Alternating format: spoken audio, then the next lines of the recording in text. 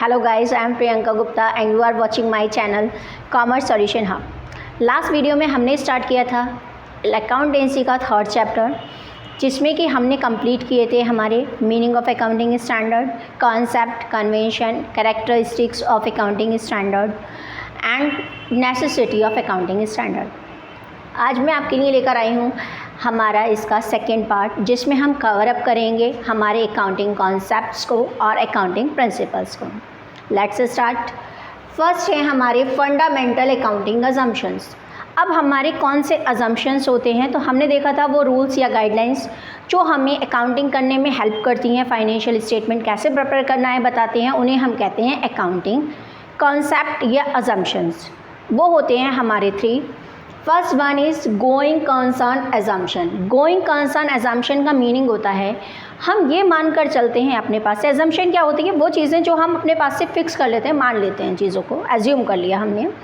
तो going concern का meaning होता है हम ये मानकर चलते हैं कि जो हमारा बिजनेस है वो लॉन्ग टाइम तक ऐसे ही चलता रहेगा, उसको बंद करने का हमारा कोई भी इंटेंशन नहीं है। जनरली देखिए, कोई भी पर्सन है, जैसे सपोज़ कीजिए आपने अपनी एजुकेशन कंप्लीट कर ली, तो हमारे पास क्या होता है, थ्री ऑप्शंस होते हैं अपनी एम्प्लॉयमेंट अपॉर्चुनिटीज़ जनरेट करने के लिए, इनकम को अर्न करने के लिए। या तो हम यूज़ करते हैं बिज़नेस को, या हम क्या करते हैं किसी प्रोफेशन को ज्वाइन कर लेते हैं, जैसे कि डॉक्टर्स हैं, सीए हैं, लॉयर्स हैं, अपनी खुद की प्रैक्टिस करते हैं। और थर्ड होता है हम जॉब कर लेते हैं, कहीं पे किसी के अंडर में वर्क करते हैं। इन थ्री में से हमें कुछ चूज़ करना होता है। क्या ऐसा होता है कि हम 1 ईयर जॉब करके देखते हैं? नहीं, मज़ा नहीं आया, चलो अब थोड़े टाइम के लिए बिज़नेस कर लेते हैं, फिर कोई प्रोफेशनल डिग्री ले लेंगे, उसको करेंगे। नहीं, ये हमारी लाइफ से जुड़ा हुआ डिसीज़न है और हमें सोच समझ के लेना होता है। तो कोई भी पर्सन है अगर वो बिज़नेस स्टार्ट कर रहा है, तो बिज़नेस ऐसे तो स्टार्ट नहीं हो जाता, उसमें काफ़ी सारी कैपिटल इन्वेस्टमेंट होती है, हमारी मनी स्पेंड हो रही होती है, टाइम स्पेंड हो रहा होता है, हमारी लेबर लग रही होती है, एनर्जी यूज़ हो रही होती है। तो कोई भी पर्सन जब बिज़नेस को करता है तो हमेशा ये सोचकर करता है कि मेरा बिज़नेस लॉन्ग टाइम तक ऐसे ही चलता रहेगा। तो ये होता है गोइंग कंसर्न एजम्पशन, जिसमें हम ये मानकर चलते हैं कि बिज़नेस लॉन्ग टाइम तक एज इट इज़ चलता रहेगा और वो फ्यूचर में बंद नहीं होगा। Second one is consistency assumption. Consistency assumption means क्या होता है, जैसे कि हम कोई बिज़नेस करते हैं तो हमें क्या करना होता है, बहुत सारे मेथड्स होते हैं और उसमें से कोई बेस्ट वन चूज़ करना होता है जो हमें अच्छा लगता है। जैसे कि अगर हम डेप्रिसिएशन की बात करते हैं तो डेप्रिसिएशन स्ट्रेट लाइन मेथड से भी लगता है हमारा, रिड्यूसिंग बैलेंस मेथड से भी लगता है हमारा, डिस्पोजल मेथड से भी लगता है। हम कौन सा मेथड चूज़ करें? सपोज़ कीजिए हमने स्ट्रेट लाइन मेथड यूज़ कर लिया, तो डेप्रिसिएशन जो लगेगा वो रिड्यूसिंग से और स्ट्रेट लाइन दोनों से ही चेंज लगता है। तो ऐसा नहीं होना चाहिए कि हमने 1 ईयर के लिए स्ट्रेट लाइन चूज़ कर लिया, सेकेंड ईयर के लिए हमने रिड्यूसिंग बैलेंस मेथड यूज़ कर लिया। अगर हमने कोई भी एक मेथड चूज़ किया है तो हम ईयर बाय ईयर उसी को यूज़ करते रहेंगे। अगर कोई प्रॉब्लम लगती है तो हम कुछ ईयर के बाद उसको चेंज कर सकते हैं, लेकिन फिर हम उसी को फॉलो करेंगे। ऐसा नहीं होना चाहिए कि 1 ईयर के लिए reducing balance method, second year के लिए स्ट्रेट लाइन, फिर जो मन आया वो कर लिया, ऐसा नहीं होना चाहिए। तो उससे कभी भी हमें हमारे बिजनेस के रिजल्ट ठीक से पता नहीं चलते। तो कंसिस्टेंसी का शॉर्ट में मीनिंग क्या हो गया, किसी भी मेथड को फॉलो करो अगर, तो उसको ईयर बाय ईयर यूज़ करते जाओ, उसको बार बार चेंज मत करो। थर्ड होता है accrual assumption. Accrual assumption means होता है कि जब भी कोई ट्रांजेक्शन अकर्ड हो जाता है हम उसको तब का ट्रांजेक्शन मानते हैं। जैसे कि सपोज़ कीजिए एक एग्जांपल लेते हैं, हमारी बुक्स कब क्लोज़ होती हैं? 31 मार्च में। अब हमने क्या किया, जो अपनी सेल की वो की 1 मार्च में, क्रेडिट सेल की, ठीक है, ये हो गई हमारी क्रेडिट सेल।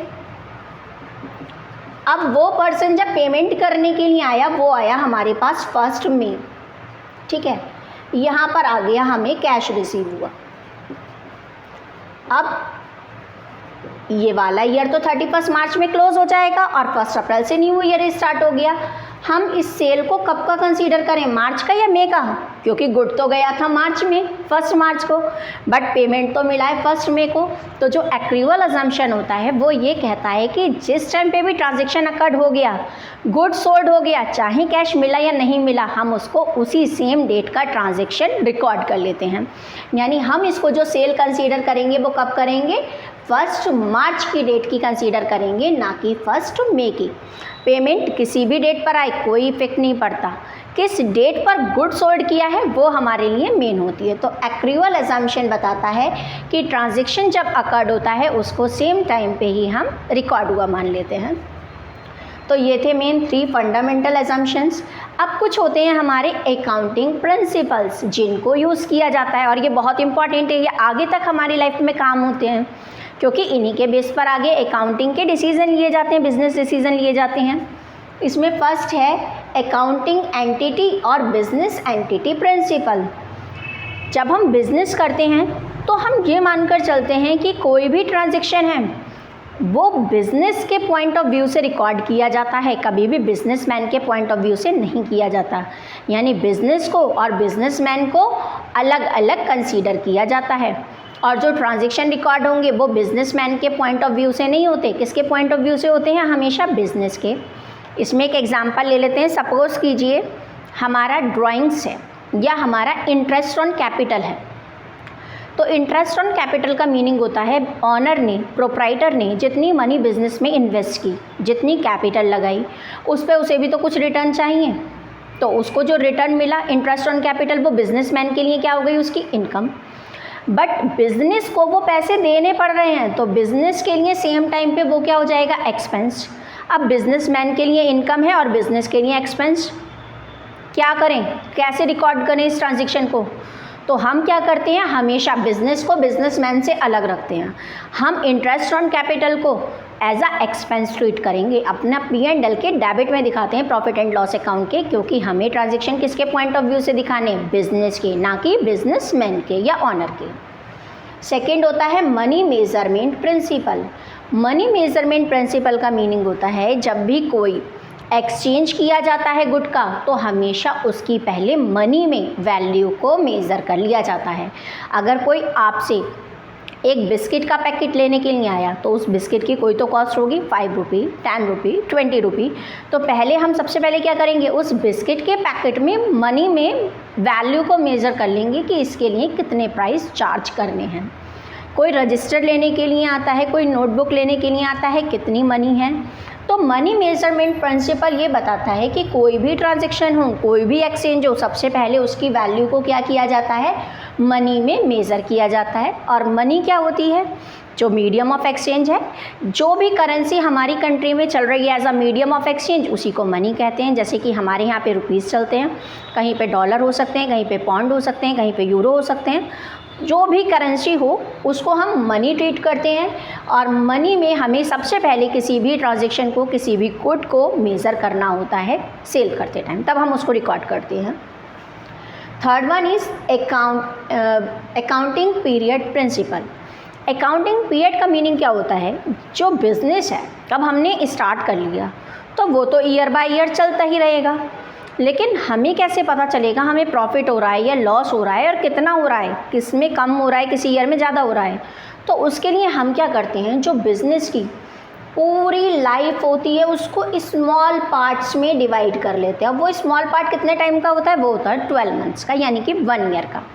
यानी हमारा ये जो 1 ईयर का टाइम पीरियड हो गया, इसमें हम देखते हैं कि हमारी कितने एक्सपेंस हुए और कितनी इनकम हुई, जिनके बेस पर 1 ईयर का रिकॉर्ड हमारे पास आ जाता है कि हमारी फाइनेंशियल पोजीशन क्या है, हमने कितना प्रॉफिट अर्न किया है या लॉस इनकर्ड किया है।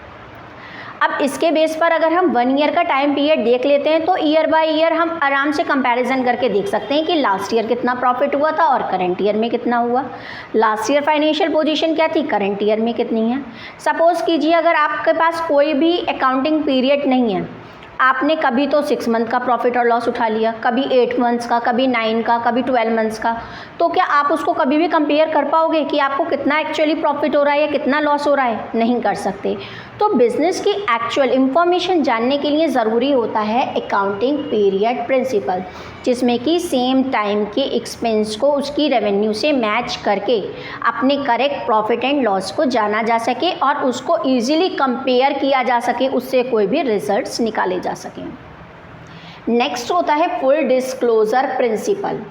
फुल डिस्क्लोज़र नेम से ही पता चल रहा है, यानी बिज़नेस के जो ट्रांजैक्शंस होते हैं वो सारे डिस्क्लोज होने चाहिए, कोई भी इंफॉर्मेशन हाइड नहीं होनी चाहिए। अगर हम अपनी इंफॉर्मेशन को सीक्रेट रखेंगे, हाइड करके रखेंगे, तो जब हमने फाइनेंशियल स्टेटमेंट में उनको रिकॉर्ड ही नहीं किया तो क्या वो करेक्ट प्रॉफिट एंड लॉस या फाइनेंशियल पोजीशन बताएंगे? नहीं बताएंगे। तो अगर हम चाहते हैं कि बिज़नेस सही रिज़ल्ट बताए तो उसके लिए ज़रूरी होता है कि बिज़नेस के जितने भी ट्रांजैक्शन हैं वो सारे क्या होने चाहिए? फुल्ली डिस्क्लोज होने चाहिए। Next one is materiality principal.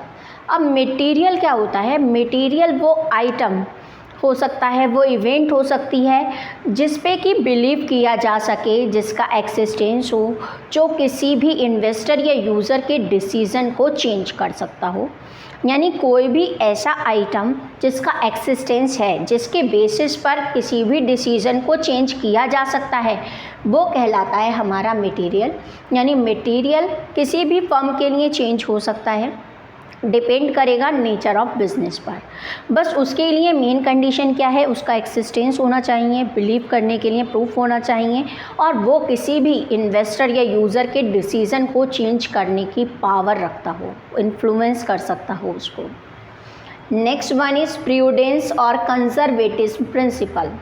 Prudence और कंजर्वेटिव प्रिंसिपल का मीनिंग क्या होता है कि नॉर्मली क्या होता है, हम इसके लिए एक कोटेशन भी बोलते हैं, always anticipated for the future losses or expense, never anticipate for the income and gain।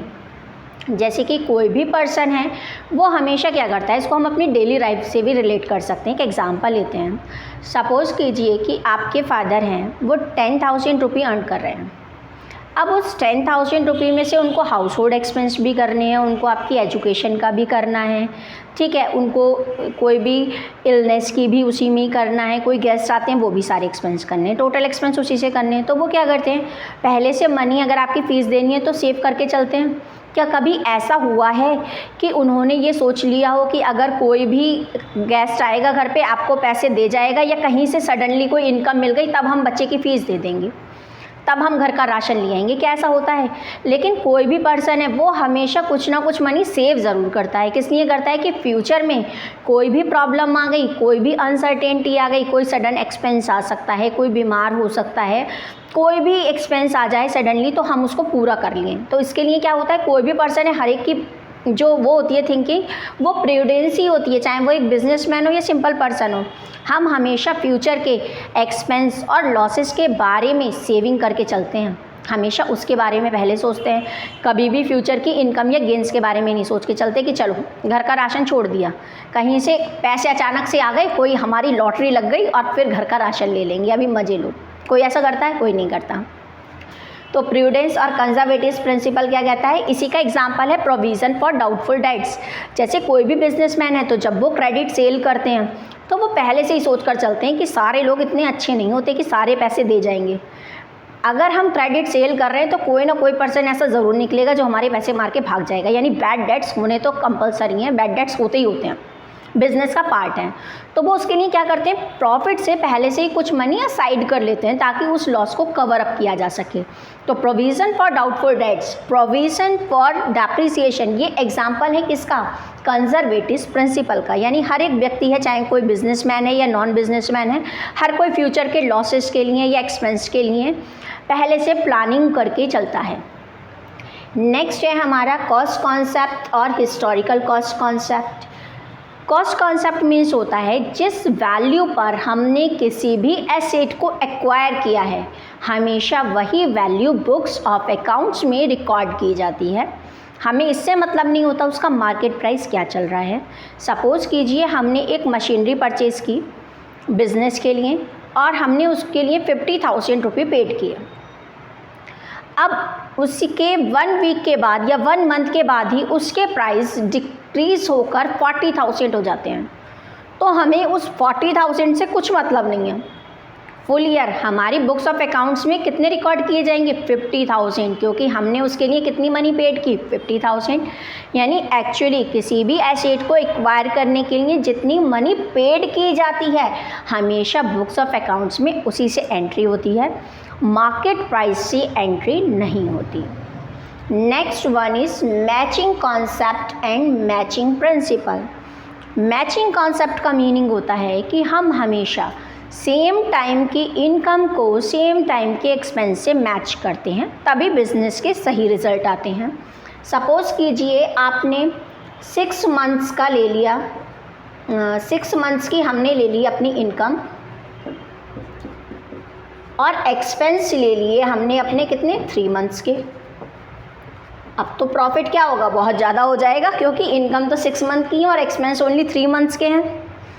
अगर हम इसको अपोजिट कर दें, यानी एक्सपेंस तो ले लें अपने 6 मंथ के और इनकम ले लें 3 मंथ्स की, तब तो लॉस में चले जाएंगे। यानी कभी भी सही रिज़ल्ट नहीं पता चलेंगे अगर हमने सेम टाइम की इनकम और सेम टाइम के एक्सपेंस नहीं लिए। तो बिज़नेस में मैचिंग कॉन्सेप्ट का मीनिंग होता है, अगर हमने इनकम अपनी 12 मंथ्स की ली है तो एक्सपेंस भी अपने कितने लिए जाएंगे, 12 मंथ्स के। यानी अकाउंटिंग पीरियड के अकॉर्डिंग अपनी रेवेन्यू और एक्सपेंस को मैच करना होता है, ताकि हमें हमारे बिजनेस के करेक्ट प्रॉफिट एंड लॉस की इंफॉर्मेशन मिल सके। Next one is dual aspect और ड्यूअलिटी प्रिंसिपल। ड्यूल सिम आप लोगों ने नेम सुना होगा, सबके पास होते हैं मोबाइल्स, तो उनके पास डबल सिम होते हैं। अब ड्यूल मीन्स क्या हो गया, डबल, यानी कि कोई भी बिजनेस ट्रांजेक्शन होता है उसमें हमेशा 2 पार्टीज़ इन्वॉल्व होती हैं। हम जो अकाउंटिंग में फॉलो करते हैं double entry system. Double entry system का मीनिंग होता है कि कोई भी ट्रांजेक्शन है उसका इम्पैक्ट हमेशा 2 पार्टीज़ पे पड़ता है। अगर कोई रिसीवर है तो कोई गिवर भी होगा, अगर कुछ कम चीन है तो कुछ गोज़ आउट भी होगा, यानी कि कोई चीज़ आई है तो जाएगी भी। गुड परचेज़ किया सपोज़ कीजिए, तो गुड आया कैश गया, गुड को सोल्ड किया तो गुड गया कैश आया। यानी कि कोई भी ट्रांजेक्शन हो हमेशा 2 अकाउंट, 2 चीज़ें इन्वॉल्व होती हैं, वो कहलाता है हमारा ड्यूल एस्पेक्ट या ड्यूअलिटी प्रिंसिपल। यानी रिसीवर और गिवर 2 ज़रूर होते हैं, कम सीन है तो गोस आउट भी ज़रूर होगा। नेक्स्ट है revenue recognition concept. Revenue recognition concept का मीनिंग क्या होता है कि अगर हमारे पास से किसी भी चीज़ की जब सेल हो जाती है, वो हमारे पास से चला जाता है, तब हम उसको रेवेन्यू रिकॉग्नाइज़ करते हैं, अदरवाइज़ नहीं करते। जैसे कि हमने कोई सेल करनी थी, एक पर्सन था उसने हमें 1 मार्च में एडवांस दे दिया, ठीक है, लेकिन हमने जो गुड सोल्ड किया वो कब किया, वो किया 1 में, यहाँ पर हुई है सेल। तो रेवेन्यू कब की रिकॉग्नाइज होगी, जब एडवांस आया या जब सेल हुई, जब सेल हुई। तो रेवेन्यू रिकॉग्निशन का मीनिंग होता है जब भी हमारे पास से गुड का एक्सचेंज हो जाता है, जिस डेट में होता है वो हमेशा उसी डेट की रेवेन्यू ट्रीट की जाती है। तो हमारे पास चाहे एडवांस मार्च में आ गया था, लेकिन गुड कब गया हमारे पास से 1 मई में, तो जो इसको रेवेन्यू रिकॉग्नाइज करेंगे वो कब की करेंगे, 1 मई की करेंगे, ना कि 1 मार्च की करेंगे। Last one is verifiable objective concept. Verifiable objective concept का मीनिंग होता है कि जो हमारे बिजनेस ट्रांजेक्शन होते हैं वो पर्सनल ब्याज से दूर होने चाहिए, यानी उसमें कोई पार्शियलिटी नहीं होनी चाहिए। कोई भी पर्सन ट्रांजेक्शन को रिकॉर्ड करे, कोई भी बिज़नेस के रिज़ल्ट निकालें, वो सभी के लिए सेम होने चाहिए, उसमें कोई भी चेंजेस नहीं होना चाहिए, तब वो हमें करेक्ट इन्फॉर्मेशन देते हैं। आई होप आपको ये सारे अकाउंटिंग प्रिंसिपल्स और एजम्पशंस क्लियर हो गए होंगे। नेक्स्ट वीडियो में अगर कोई भी प्रॉब्लम है तो कमेंट करके ज़रूर बताइएगा और लाइक और सब्सक्राइब ज़रूर कीजिएगा अगर वीडियो अच्छी लगे तो। नेक्स्ट वीडियो में लेकर आऊँगी मैं इसका नेक्स्ट पार्ट, तब तक के लिए गुड बाय।